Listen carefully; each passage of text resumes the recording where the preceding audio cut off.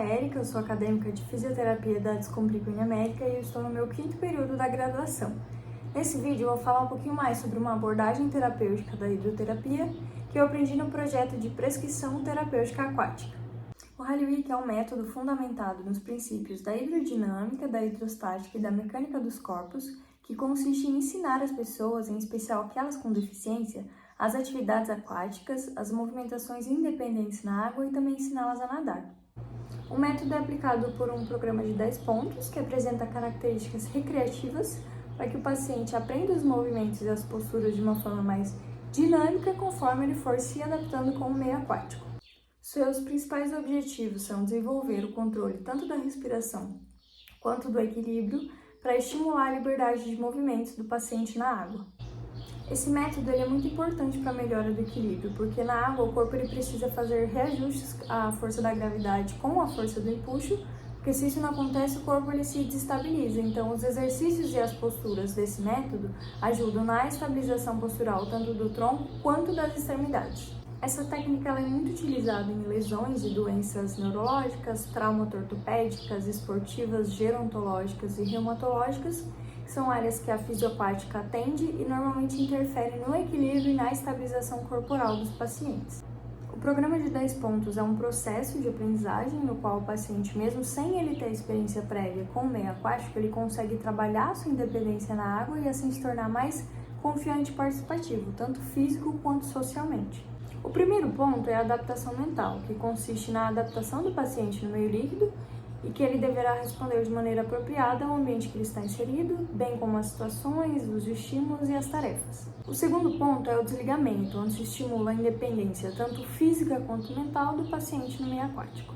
O terceiro ponto é o controle da rotação transversal, que consiste na habilidade do paciente em controlar os movimentos no eixo transversal.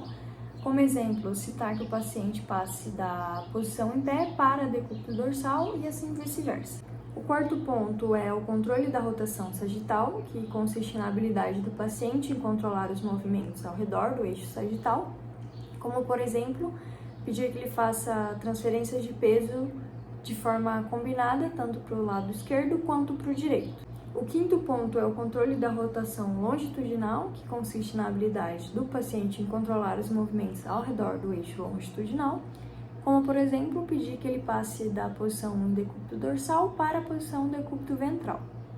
O sexto ponto consiste no controle da rotação combinada, ou seja, a habilidade do paciente em fazer as rotações em todos os eixos, seja ele transversal, sagital ou longitudinal, de uma forma combinada. O sétimo ponto é o empuxo, que consiste na percepção do paciente de que ele flutua com a ação do empuxo e não afunda com a ação da gravidade. E uma maneira dele perceber isso, um exemplo, seria pedir que ele recolha objetos do fundo da piscina e ele vai ver que ele volta para a superfície da piscina com o auxílio do empuxo. O oitavo ponto é o equilíbrio e imobilidade, que consiste na habilidade do paciente em se manter imóvel na água. Um exemplo disso é a flutuação. O penúltimo ponto é o deslize em turbulência, que o paciente deve controlar os movimentos que ele não deseja, como por exemplo, ele está flutuando sobre a água e o fisioterapeuta realiza turbulências, ele deve controlar as possíveis rotações que vão acontecer. Por último, o ponto 10, que são progressões simples e nados básicos. Na parte de progressões simples, consiste na habilidade do paciente em realizar movimentos básicos de propulsão, que podem ser tanto com a mão ou com os pés.